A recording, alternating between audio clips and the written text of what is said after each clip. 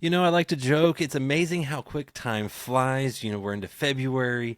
And what's even wilder is the guy we're about to talk to, it's our second time talking to him. And it's been 3 years when I looked back and I was like, it couldn't be that long ago. But he was a guest on episode 82 back in February of 22. And now he's back for episode 268. And I can't wait because he's got a lot of stuff going on. I know his life's going fast because he's got a little one at home too, like me. And I can't wait to dive into that. His newest album, Raised on the Good Stuff, is out now. Let's welcome in country artist and Kentucky native, JD Shelburne. Hey man, thanks for having me. It's good to be here, man. It's been that long, gosh.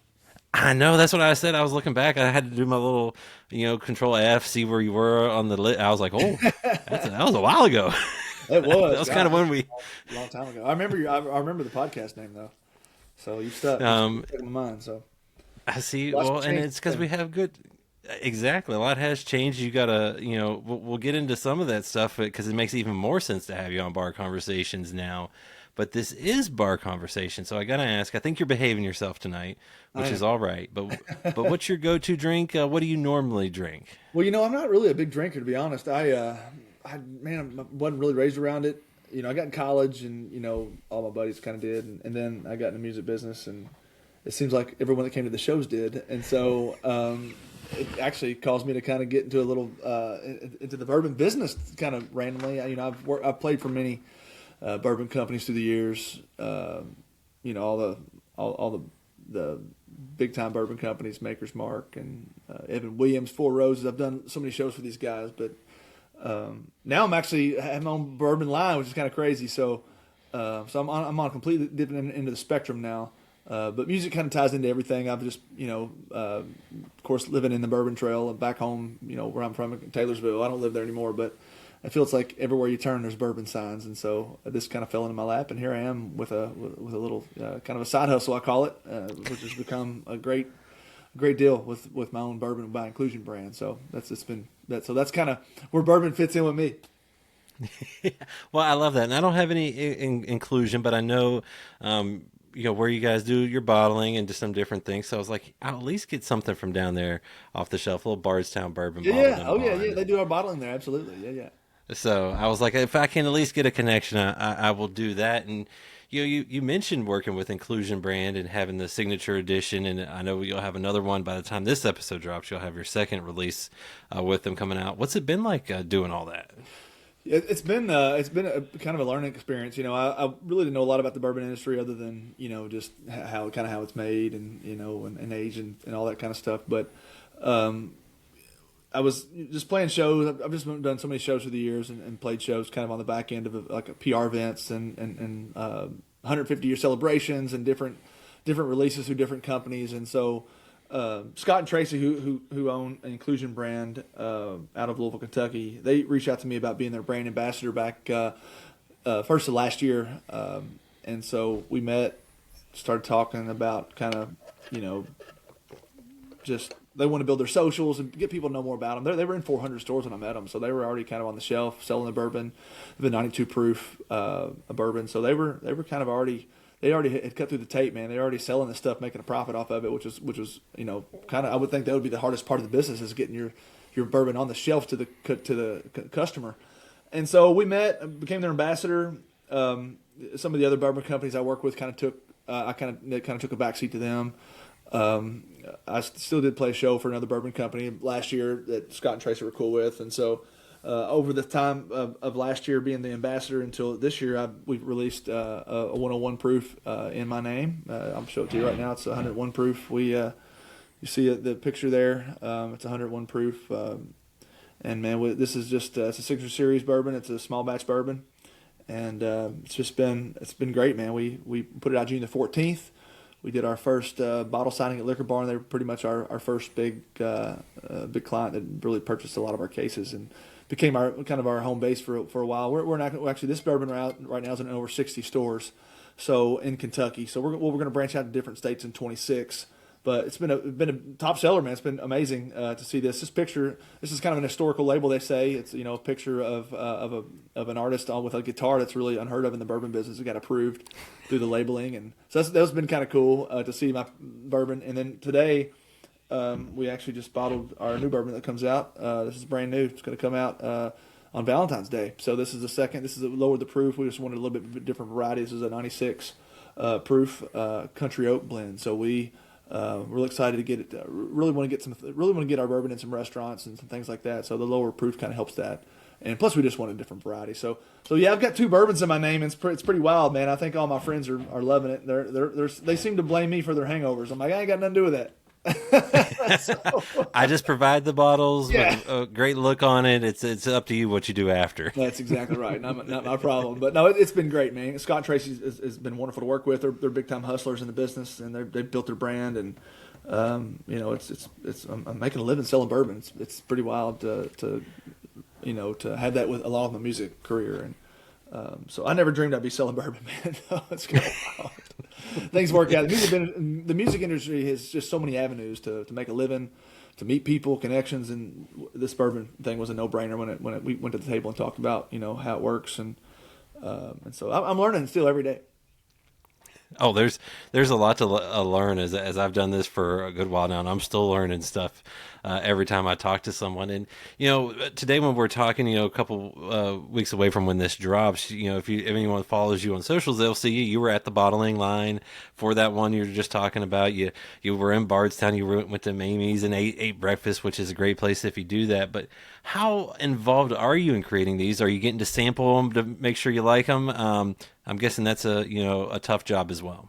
Yeah, we do. We sample, and we've got kind of a secret mash bill that we don't really share, but we kind of narrow it down to like 4 to 5 different options, and we just do a taste test. Our team does, and it seems like we all agree on the same one every time. I know the 101 was a no-brainer. I was actually on vacation when I tasted it. We actually took our samples to Florida. They had their samples. We just did a taste test over Zoom and decided, here's what we're going to do. And then the same thing with the new one. We just tasted the lower proof 96. So, we custom hand select these barrels, and we actually I go in and I really do hands-on taste this and figure out what we're going to do. Like I said, it's when I first started doing this, I'm not a big, I guess you call it bourbon connoisseur. I collected the bottles. I've got so many bottles. I've got a bottle of anything you can think of here that I've collected through the years, because when I do these events, people give me bottles for gifts.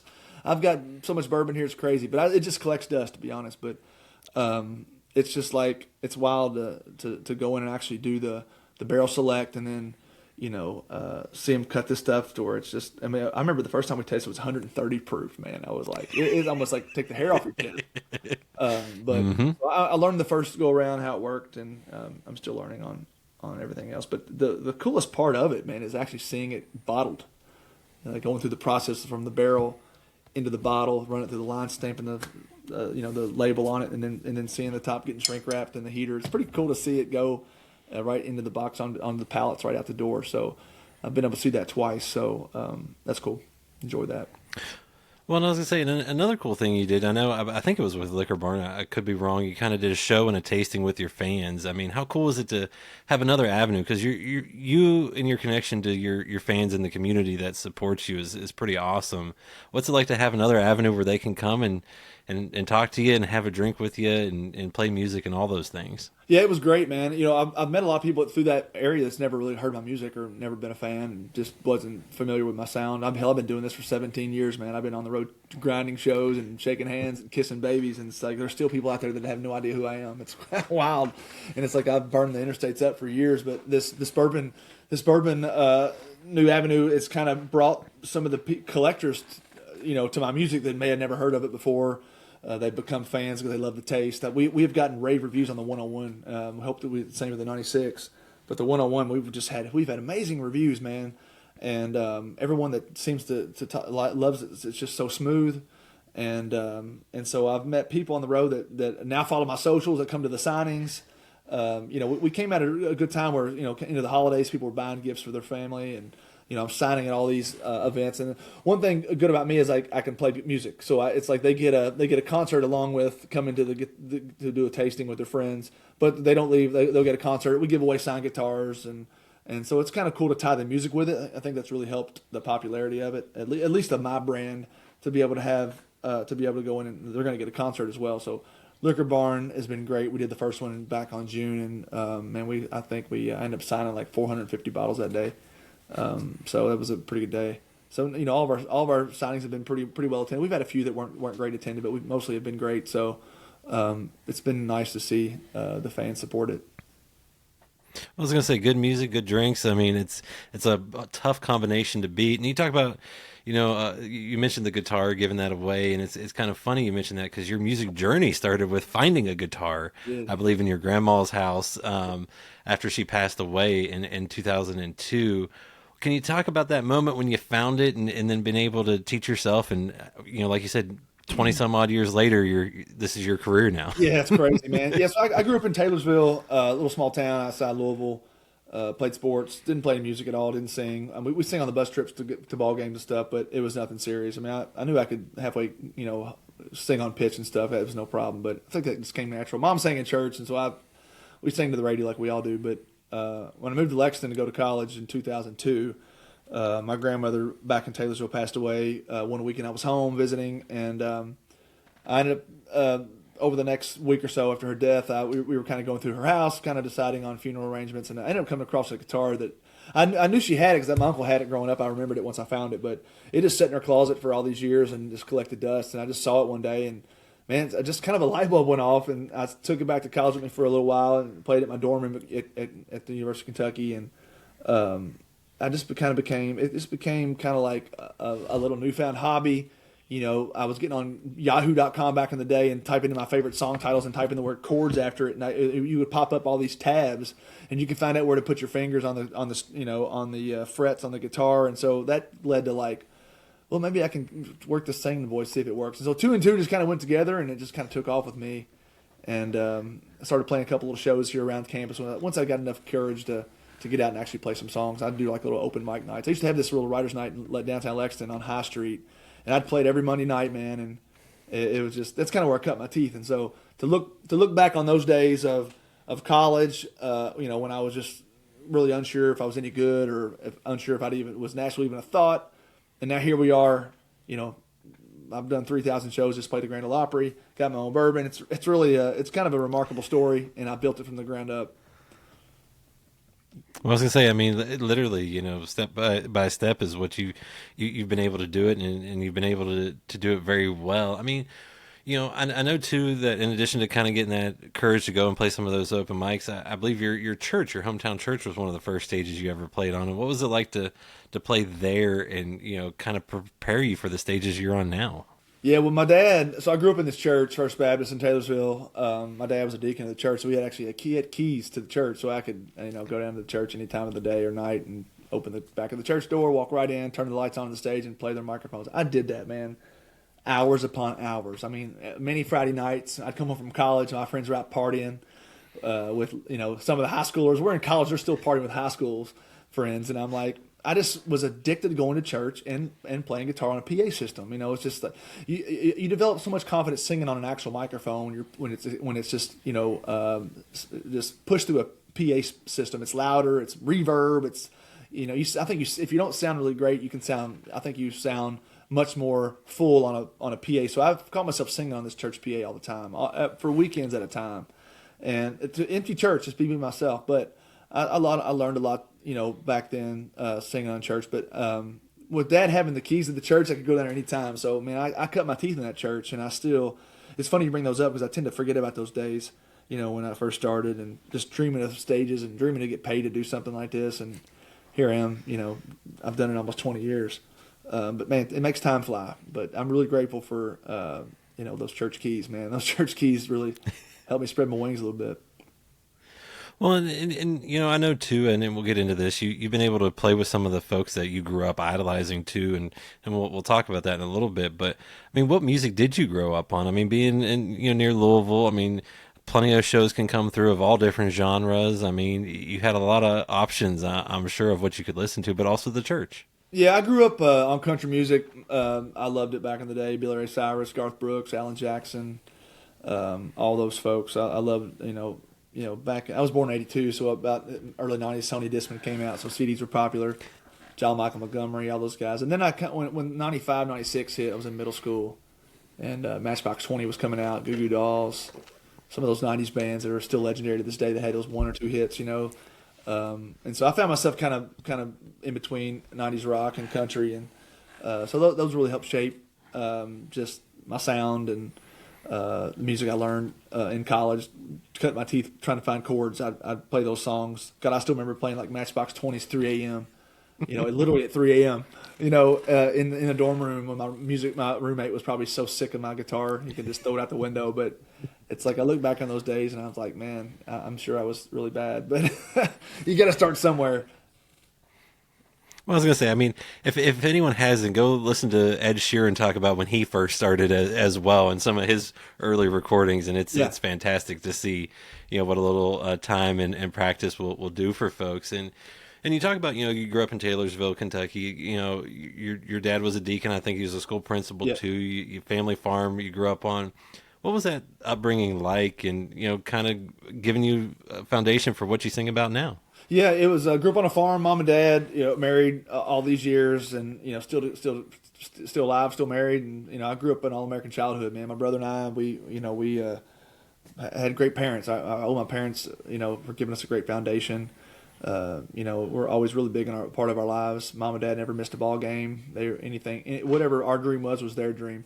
And so they were able to give us just a wonderful childhood, and school and education was always first. Played sports, took us to tournaments and games our whole lives. I mean, they put their whole lives on hold for us. So, I really owe them everything I've ever achieved. But just growing up on the farm, so many memories of my granddad, my grandpa, and driving tractors when we were like 12 years old. And when 16 came around, I could drive my truck like with nothing because I've been driving tractors my whole life. Because you could drive a tractor in Kentucky at like 10 years old if you're, pulling a wagon or something. So we'd always do that. But man, just a great farm life, great, just great homebound life with my parents. And,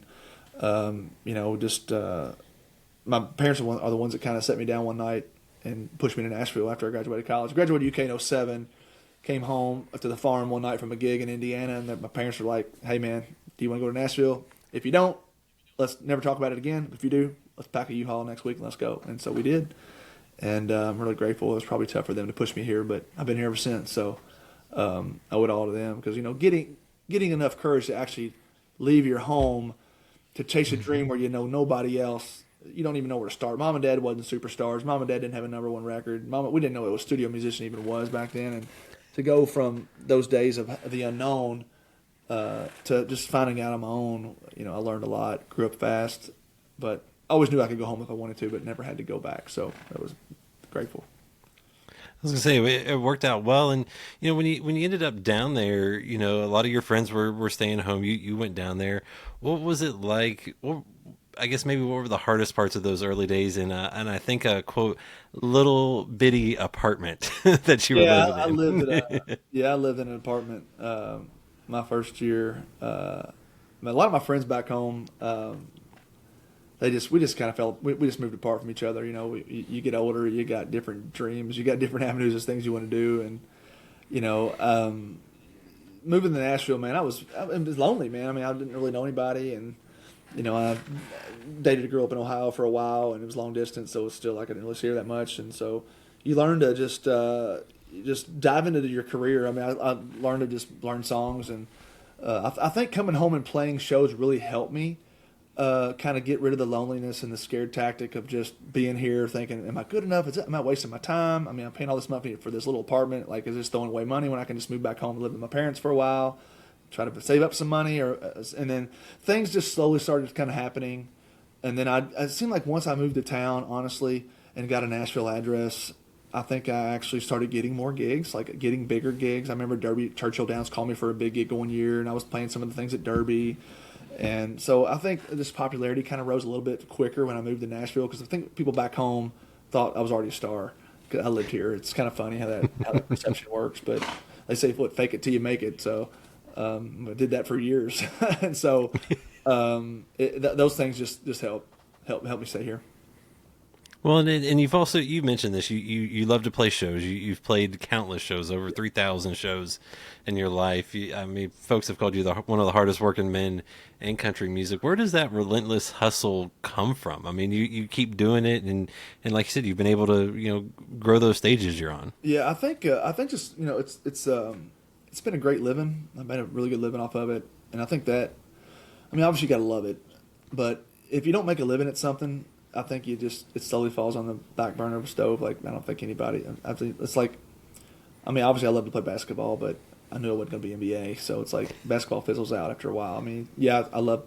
It's my passion to play. I mean, I would give it anything to play at Kentucky basketball. I mean, I would have given my whole career away just to have a 4-year career at UK, play at Rupp every night. You know, that's dream come true for a small town kid like me. But you soon realize in life you got to find something that makes you a living, and if you like it, you know, then the sky's the limit. And I think once I started making money, you know, off this, I mean, I wasn't making much money when I first started playing music. I was just trying to get the gig, but you know, now that I've kind of become established and I can pick and choose my gigs and popularity's helped, I think that's pushed me to want to work and just not give up and keep this thing rolling. Luckily, I've got a lot of great fans. I think my fans I've built fans through the years. I've stayed on the straight and narrow. You know, I never really got off the dark path or anything like that. I was never an alcoholic. I never did drugs. I never did any of those things. And so I think those things really helped me stay grounded. My parents were always grounded. I came to Nashville not to party. I came to Nashville to really just say, hey, can I do this music thing? And if I can't, I'm just going to go home and do what the rest of my friends are doing and just get jobs in Louisville and live on a golf course, I guess. I don't know. And so I was very grateful that, you know, I had I think a good home upbringing really caused me to, you know, just to, you know, it's been a slow rise, I'll say. You know, I always say nice guys finish last. I mean, it's been a very slow rise, but it's been very consistent through the years. And so I've just been able to maintain it. Well, and I feel like for you, you've actually built a solid foundation of fans and stacked layers on top of layers and keep it growing. And, you know, along the path too, you've grown, you got a family now, wife, kid. I mean, what's it like balancing the music life with the family life now? Yeah, that's kind of that's been fun. My wife, she's a great supporter. You know, she traveled the road with me until Jax was born. So, you know, that's been a little different. You know, some adjustment to get used to because now she'll travel with us quite a bit, but she's never like at the gigs or selling merch like she used to. She used to always pack my merch and sell it and all that good stuff. And so that's been a learning adjustment. Now my son's kind of getting into sports, so I've missed a few of his games here and there. Not many, but I've had to miss some. So so now with kind of where I'm at in my career, I can kind of pick and choose gigs. I don't have to play every weekend or every night. So that's been nice. You know, just kind of pick the ones that are the bigger paying shows or closer or wherever. Like I'm going to Vegas in a couple months, and my wife and son will go with me on that. So I can take them here and there sometimes, but it's been a learning curve. Well, and I know a show that you were very excited about. You mentioned this back in July of 2025. You made your Grand Ole Opry debut. I think you mentioned you were more nervous for that than anything else in your career. What was that moment like for you, man? Man, it was awesome. And I'll show you. They actually they just sent me this picture this week. They gave me this actually. You can kind of see it there, the Opry debut. They sent me that in mail as a gift, but man, it was just awesome, man. I've been an Opry fan of the history of it since, you know, I had a cousin that played it back in the 70s, and you know, it was always in the horizon for me playing music. Like, man, will I ever get there? I mean, once I get there, I think that's going to solidify me to. That's really all I want to do. If I never play the Opry, I always wonder, like, man, I wish I would have, or what would I do wrong to not get there? It's you know, it's a kind of luck of the draw thing. I really feel like, and you got to have momentum, you know, to get there. And then one day they just reached out to me, man, back in June of last year, and sent me an email, and I about fell out of my chair. It was unreal. But once I got there to the show, man, it was nerve-wracking. I mean, Steve Warner introduced me that night, and man, just the roar of the fans that came to support me, man, it just put tears in your eyes, man. You can imagine doing something you've waited 17 years for, then you go do it, and it's like stepping up to the plate to hit a home run in the World Series. You've been waiting your whole moment for it, and you get a chance and you hit it, and then your whole family's there to cheer you on. It's like, I don't know if life gets better than that moment. And so the Grand Ole Opry was great, man. Both my parents are still alive. They were both here, my brother, and so it was great, man. I really hope I get to do it again. Well, I was going to say, I mean, you know, being able to see some others, you know, go through that, and I know the Opry loves to, you know, on those debuts, you get the camera crew following you in, and there's just you never know who's going to be backstage, and then for you who knows the history of it, you know who's been Yeah. backstage. Oh yeah. I mean, what was that part like too? Just to take that side of it all in. Yeah, that was the backstage part was the coolest part of it, man. I had been backstage before, so I kind of knew. Like I really wasn't jittery about that because I had been there several times through my career. Different artists invited me back, or I knew people in this industry that invited me for different events, and so I got to walk the halls anyway. But being there and just getting your own dressing room, and they walk you in. You know, they also gave me this. I kept this. They gave me this tonight. I played it. It was my own parking spot, so they they let me keep that. So that was kind of cool. This is on the outside of the brick when I pulled in, right by the front of the door. So each artist, it probably reads backwards on the camera, but each artist got to get or that debuts gets that. So you know, getting the parking spot and then walking back and just seeing the history of all the people. And then they put you in this dressing room just for Opry debuts. And it's got like different quotes on the wall. And, you know, they were just so nice to us, man. And couldn't have been nicer. And just getting to see all the history and thinking people, I mean, Ronald Reagan's walked back there and like all these different presidents and like, you know, Garth to Merle Haggard, George Jones, you know, I mean, so many, Roy Acuff, so many legends that to know that I walked in the same spot, you got to sing in the same circle. It's still kind of it's a pinch me moment when people ask me about it. Well, I was gonna say, I mean, 18 years worth of hard work, and maybe even longer than that. And Yeah, you know, for you too, you know, like I've mentioned several times, you know, you've built that fan base, you know, fan by fan, and you've been independent, kind of running your own yeah. ship the entire time. I mean, what's that ride been like to kind of do it that way? And two, why have you chosen to kind of continue on that path? Because I know it gives you some freedom, but it brings a few other things Yeah, well, quite along the honestly, way. man, I never got offered a record deal in town. I chased one. I chased down a couple. They kind of didn't really pan out. A couple deals was offered. It was kind of sketchy. I just was told not to sign them, and I never got offered a big time deal or anything. So I really was kind of forced to do it on my own. Really, I mean, it's like, you know, I was like, I wasn't going to definitely let a record label tell me if I should be here or not. So I just kind of kept, you know, playing shows and building fans and actually trying to make a living at it. And I think just over time it worked out. Luckily, I don't think it works out for everybody. Just by stories I've heard from people where people ask me for advice. But yeah, man, no one ever offered me a record deal, so I really had no choice to stay independent.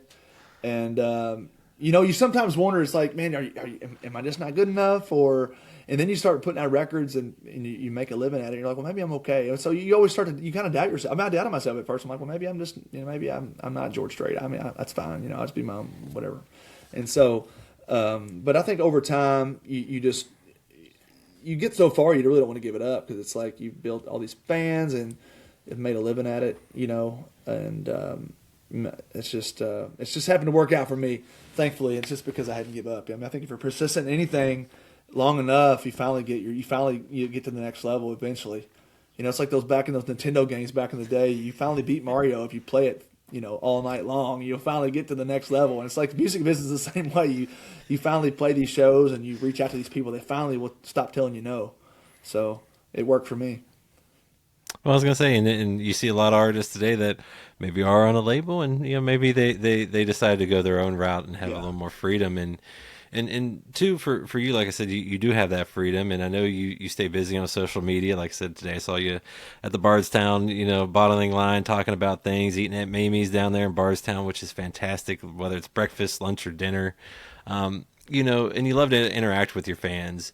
Why is that something you've enjoyed so much, whether it's social media or not, interacting and being on there when maybe others don't always love that side of things Yeah. these days? I mean, I've always been a personable guy. I feel like I'm easy to get along with, easy to make friends with. I think I've learned that just being out here by myself, you know, trying to make friends, didn't know anybody.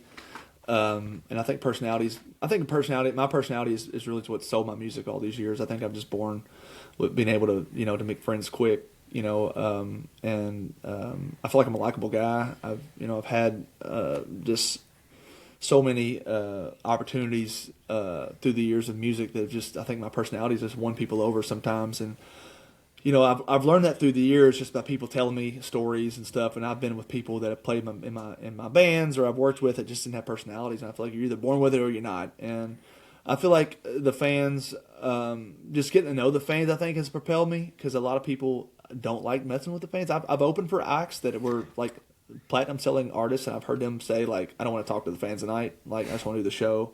And I've heard that, and I'm like, "Gosh, how do you like not want to be with the fans?" But I mean, I guess it makes sense if you've done it for 25, 30 years. You've signed autographs for 30 years. I guess you get to a point where it's like, okay, I'm sick of signing autographs. I don't know. I don't know. I'm not at that point, but I have seen people do it. So I just feel like if you, I was never given anything. I was never there was no silver spoon in my mouth. Mom and Dad didn't have a studio. My parents wasn't a successful country star. So whatever I have is what I have earned, and I think that's made me personable, and not arrogant, and just I still believe in the fan support the old fashioned way. Well, and I was gonna say, and you're down in Nashville, bleeding blue in a state that loves orange. So I I know mean, it's been that's fun. got to say something about Yeah. you. Plus, we beat them. We beat them. We beat them the last 5 and 6 years in Knoxville. So that's been kind of fun. But yeah, I'm a diehard Kentucky fan, and it's been most of my neighbors are actually one neighbor's Alabama fan. The guy behind me is a Tennessee fan, and then but it seems like more people down here are kind of Vanderbilt fans. It's like I guess with their run here the last couple of years being decent in basketball and football. Of course, I just beat us off the court down here in Nashville, but. And so yeah, it's been nice to see Tennessee get their butts kicked by Kentucky. I've enjoyed that. Well, I was gonna say, especially when you get to watch them and enjoy them, and something else I know you enjoyed a lot was this fall. Your latest album, Raised on the Good Stuff, came out in November. What was it like to bring your latest album to life? It was great, man. We did a release party at the Kentucky Derby Museum. Had a sold out show. Texas Roadhouse was our main sponsor, so it was great to have them on our help us pay for the show, and some other sponsors that helped. But it was a record that I put out independently, paid for with my own dime, and actually we got to number 28 on the iTunes country chart, so that was really excited. So I ended up paying my record off on one show, so that was a really big moment. So my record was not cheap. That's a feel good moment for me as an independent artist when you have to make I have to pay these studio guys and people sing in harmony and get them pressed and pay for the all the songwriter royalties and stuff. All that stuff comes out of my pocket, no label. So it's a lot of hard work goes into record. I think it's my seventh record. So I'll spend this entire season touring playing these songs. So I'm actually gonna be playing French Lick.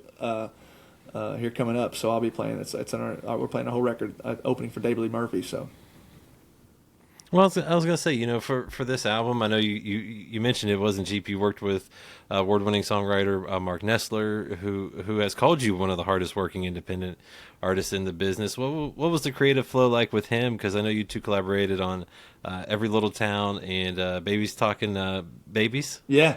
Appreciate all the research you did, man.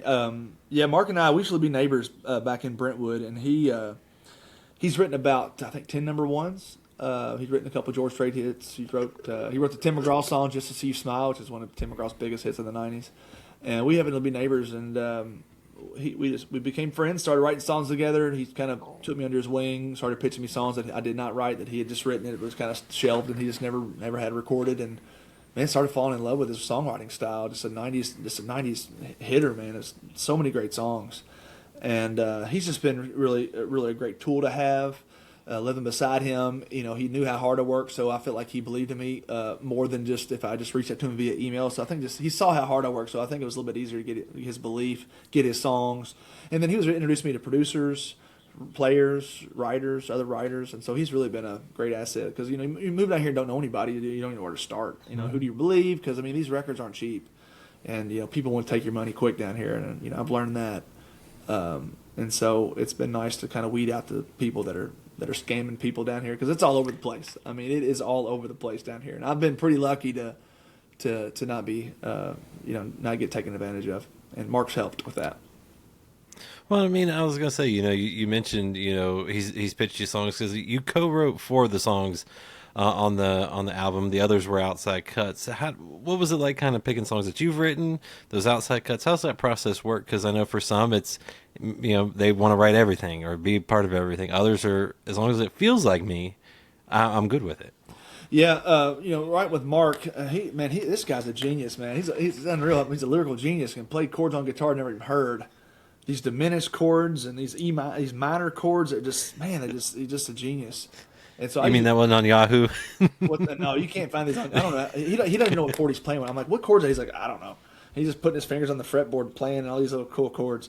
And I usually, when I meet him, I usually make sure I have an idea to take with him. I don't want to take an empty idea to a writer's round 'cause I feel like I'm been left out, or it's just, hey, they'll pass on writing with me the next time if I don't bring anything to the table. So I just try to take ideas to him, things I've lived, the farm life, growing up in town, in my hometown, playing sports on a school bus, chasing girls back in college, anything you can think of that we can all relate to. I try to take ideas to Mark, and so. Mark's just a great guy that pulls ideas out of you to songs and to create into songs. That's just what he was just given a gift, and he's just I'm comfortable around him, and he's just been a godsend in my music career. Well, and like I said, you also have a few outside cuts that you hadn't written on. I mean, what's it like to find those? Because I'm guessing. For you, you've got to see yourself in that song and be able to relate to it, and make sure it's authentic to you. Yeah, one thing I've always done, I've got advantage on some people is I can take them out and play them live. I mean, some songwriters don't have the ability to play in front of fans, so I would go out to these shows, and I can actually just test. I'll test a song out. Fans get really excited when you test songs out, and so I've been able to just test songs out through the years. Most of the songs I've tested out have went over pretty well, so I've been a pretty good selector on songs I didn't write. Just have tested so many songs out through the years. So all those things help when I record. I feel like I know a hit when I hear one. I've just had a good ear for songs. I was always picking out songs on records back in the 90s when I wasn't even an artist. And I could just, you get a CD for Christmas. You'd listen to that thing the entire Christmas morning. You knew the 3 songs on you liked and the other 8 were terrible. And I've always been able to pick those 3 songs or 4 songs on the record that were going to be hits later on in the next year. And I've just had a good ear for a catchy song. And I think that's just still stuck with me all these years. I mean, it's a good thing to have in this business that you're in. One of my favorite songs off your album is Back Road Kind of Love. What drew you to that song, and what was it like making the video for that song? Yeah, man, appreciate you. That's actually our first song to our set list all summer, or spring and summer. It's a really fun, upbeat song. I didn't write this song. Mark Nesler pitched this song to me one night on a record, and I listened to it one day, and I was like, man, it has a great energy to it, man. Just upbeat, high energy, and so we shot a video for it in Nashville, and I just felt like it needed a live band vibe in the video, and so I pulled my band into that. So it just took the video to a whole new level. And so I love videos. Music videos have really helped me, get gigs, help build fans, and make people I think people take you a little serious. I think you just look more professional as an artist if you have a music video or whatever on your website. So I just kind of collected those through the years and kept rolling with them. But this record, the Back Row Kind of Love video, is probably one of my favorites. It's always a fun one. I was gonna say, your wife was in it too. Is that right? Yeah, my wife was in it. Yeah, she came to the end of the shoot and was in the last part of it. So that was kind of cool. I could never convince her to do it. She's been in one of my videos before back in 2016. It's been years ago. So she doesn't like that kind of stuff. But I talked her into it, so she really enjoyed it. And I think just because my wife's in it, that's just gained more popularity. So the fans are all about her. They'd rather see her than me. So I'm okay with that. They'll listen to you. They'll watch her video, right? Oh, totally. Yeah, totally. Well, and you mentioned the videos because I know for you that's been where you've had a lot of success. You've hit the top of CMT and some of those, and I feel like it's not as you still see them a little bit today. But what is it like for you to bring a song to life that way? Because it's one thing to hear it on the record, it's another to maybe see the visual behind it. Yeah, it is another level to see it. I really feel like before you spend the money on a video, you definitely got to believe in the song. And so just seeing those songs come to life. When I first started shooting videos, I thought it was kind of cool. Now it's not as big deal as it used to be, but it is cool to see it. I haven't watched some of my old videos in a long time, but when I go back and look at them, it's like that's the one thing about if you write a song. You take that song to the studio. You cut the song in the studio. Then you take it out and get it mastered for your car. Then you're selling it to the fans, and then you're like, well, if I made the money, I'll make a video. And so it's like to see it go from a pad, the notepad, all the way to CMT or Texas Roadhouse is playing my video now. It's like to see it go from just a little idea in a living room to it's kind of wild to think about. But I've done it so many times, it's kind of like it's not a big deal now, but it used to kind of be. Well, I was gonna say it could be a big deal again because there's less and less of them out there, and less and less things that are there to show. I know one thing that you've probably had to pinch yourself about is you've gotten to perform and record songs with some pretty cool people that I'm sure you've listened to their songs for a while. The Oak Ridge Boys, Crystal Gayle. Yeah. How did those come about, and what was it like to do those songs? Yeah, so Oak Ridge Boys, I met them at an event. We were on the same publicity team back. kind of before pandemic, and then through pandemic, and then Oak Ridge Boys. I met them at a Michael W. Smith artist celebration at Bridgestone. He's a Christian artist, and I wasn't really familiar with a lot of his songs, but they had a celebration for me at Bridgestone Arena in Nashville, and I went down and got invited to it by my publicity firm. But just so happened, Oak Ridge Boys were there too. And we met backstage, and they just kind of took a liking to me. They'd been following me on my socials, and so they were very familiar with my music, which blew my mind. And they pulled me into an interview with them. They were actually getting pulled into an interview with a Texas TV station at the time. They were micing them up, and Joe, with the Oak Ridge Boys, their tenor singer, was like, "Hey, JD Shelburne needs to be mic'd with us. If you want us to book this interview, you got to book him. You got to mic him too." And I was like, "What?" And so they pulled me into the interview with them. I could tell the TV station was like, "Who's this JD dude? Like, we want you for." And so Joe's like, "You want us for it? You also mic JD." So they pulled me in this interview with them. I still got the picture on my wall up here. I wish I could show it to you. And so that kicked off a friendship. And it was just so cool. And then I saw him play at Opryland Hotel, and he gave me a shout out in front at his concert, and told people to follow my music. And it was pretty wild, man, to see him take a liking to me. And then all four of them just became fans, and I did a show with them. I was their special guest at the Kentucky State Fair a couple years ago, so that was neat to come on stage and sing with them. And then Crystal Gayle I met at the Opry. We were on the same night of my debut, and met her in her dressing room and kind of became friends. And I saw her start liking my Instagram post the week after my debut. And I'm like, wow, that's kind of cool. It's her verified name. It's got to be her. So I sent her DM. And I was like, "Hey, it's JD. Honored you follow me. Man, I would love to cut a song with you."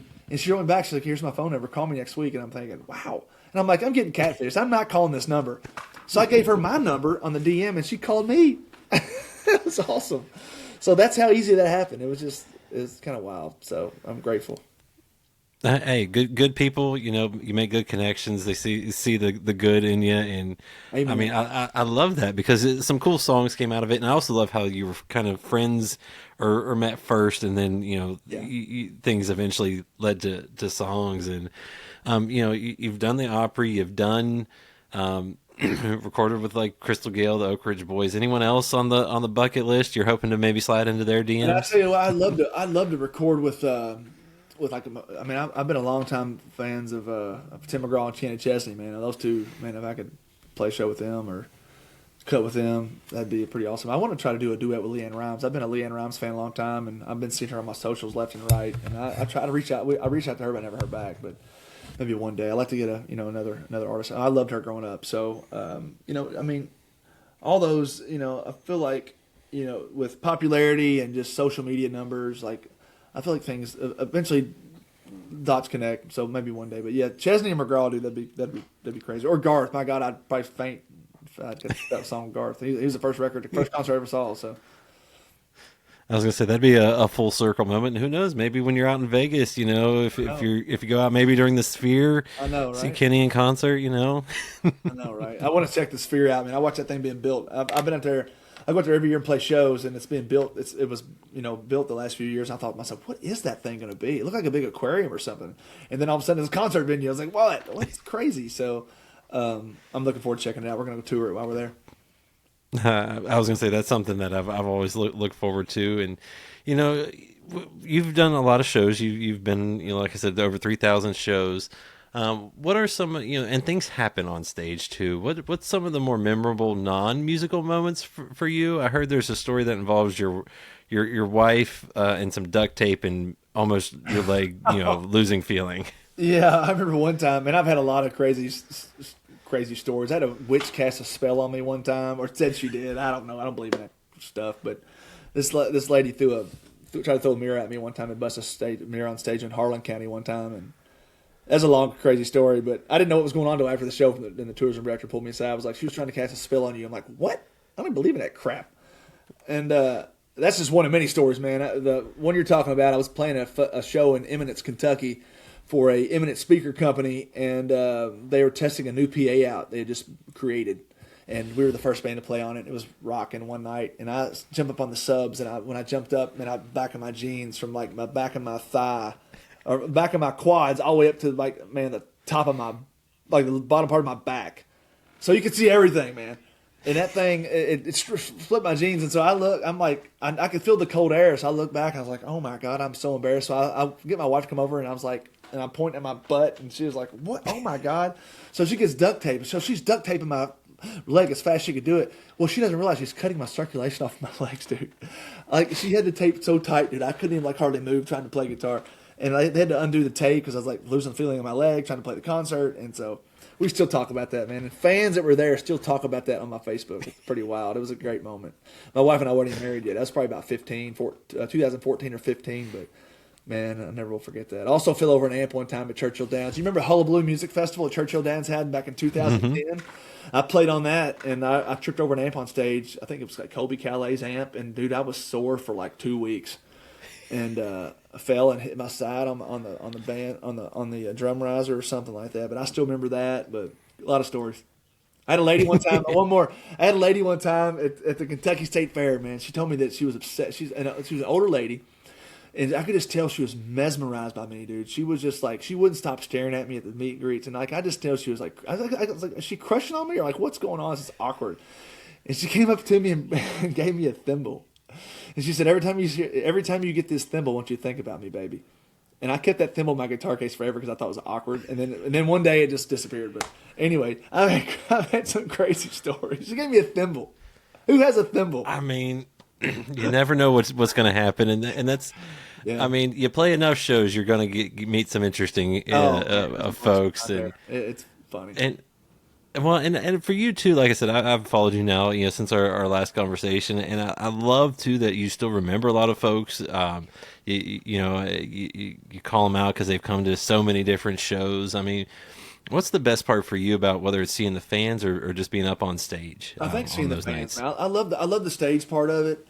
But I think the fan support propels you to want to have more fun, high energy, these shows and stuff. I can go to shows in Louisville or Lexington or whatever, and I've got the same people that follow me all the time. So it's more like it's almost like going to a bonfire back in college and all your friends being around that. It's like you don't know. It's like you know everybody at the bar, and it's just a warm feeling, man. When somebody wants to see you, be around you, there's nothing worse than going to a club and nobody knows your name. And it's like, okay, you're kind of bored. You're just going through the motions, playing the songs and leaving. But when you actually go to see these play people, they bring me gifts.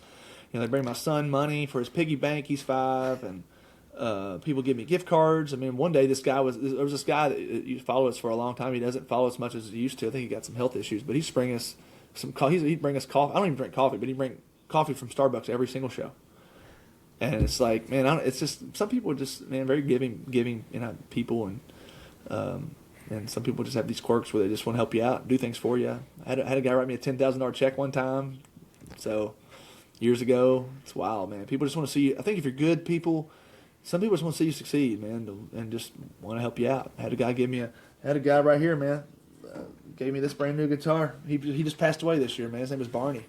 He bought me this guitar. It was about $3,000, and gave me a gift one day. I didn't want it, and I was like, man, I don't need anything. And so he's like, I insist you take it, and I did. So I still got it. So, you meet a lot of people along the way that believe in your music so much they want to help you. And they want to become friends with you and just want to see you succeed. And so it's pretty neat to see heartwarming people out there still like that in today's world that want to help you and stuff. And not even when you even need help, they just want to be a part of your career in some way. Well, I was gonna say good people, and you make good music. You're a good dude too, and it's cool to see that. And for you mentioned it. Those fans are a connection point. They can see themselves probably in those songs that you're singing, things like that. So at the beginning, I asked what's your go-to drink, and obviously it makes sense that you enjoy your bourbon these days.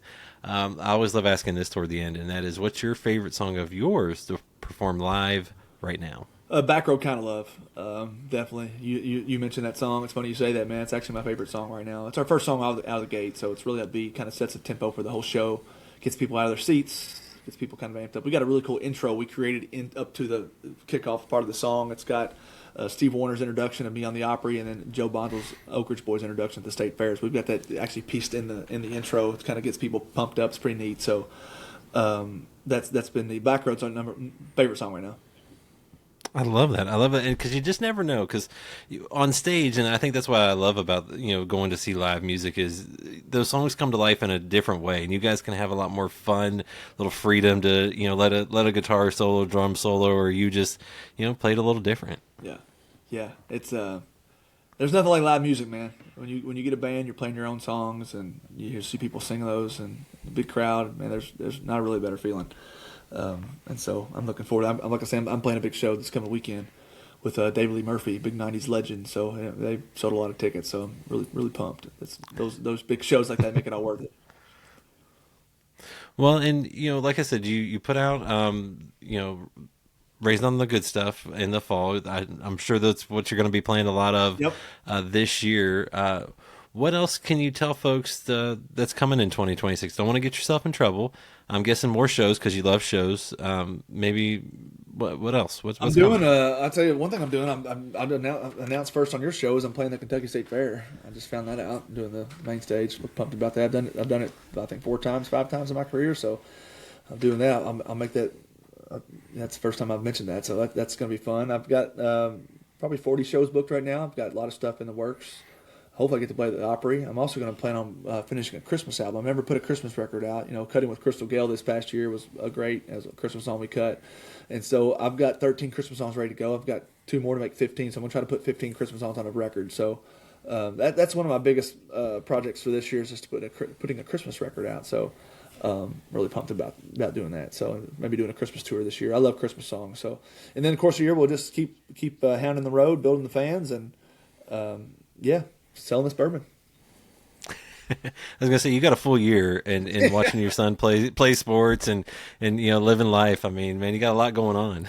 Yeah, I do, man. It's hard to believe, man. So hope we can get Kentucky to win a national title in the next few years. That'll make me even more excited. So. Hey, fingers crossed. One can hope. You just never know. And folks, if you haven't, go listen to JD's songs. You will not regret it. Also, if you don't follow him on social media, do. You're down to earth dude that you make me feel like I've known you and you're just one of us. And I've loved that. And thanks for sharing a drink with me and your story with me, man. Appreciate you too, man. Thanks for having me on. Good seeing you.